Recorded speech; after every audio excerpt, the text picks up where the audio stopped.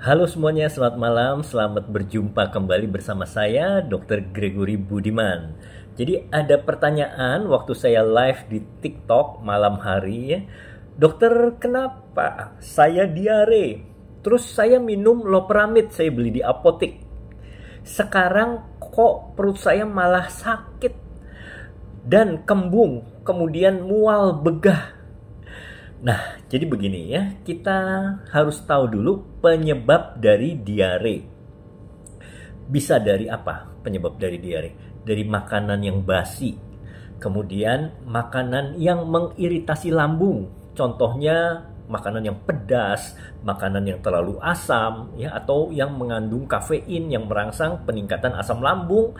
Bisa juga, ya. Yang berikutnya bisa karena virus, infeksi virus, bisa karena infeksi bakteri juga. Dan semuanya itu, ya, mencret atau diare itu mekanisme pertahanan tubuh untuk mengeluarkan zat-zat racun. Makanya usus bergerak cepat dan akhirnya kita jadi diare. Nah, oleh sebab itu teman-teman, boleh nggak kita minum obat diare? Boleh saja. Jadi kalau Anda mengalami diare, mungkin 3-5 kali sehari dan beraknya cair, itu boleh minum obat diare over the counter yang dijual di minimarket, di toko obat, ya. Contohnya adalah obat yang mengandung Attapulgite atau kaolin dan pektin.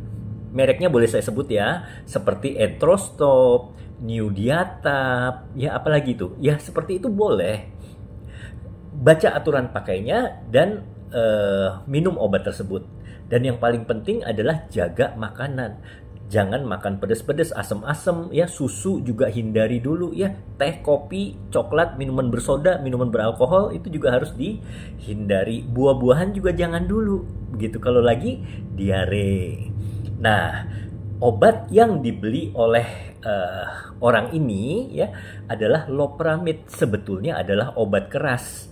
Obat ini bekerja dengan melumpuhkan dia sebetulnya spasmolitik ya. Jadi otot usus, otot saluran cerna menjadi lumpuh, menjadi tidak bisa berkontraksi. Akibatnya apa? Itu tadi ya.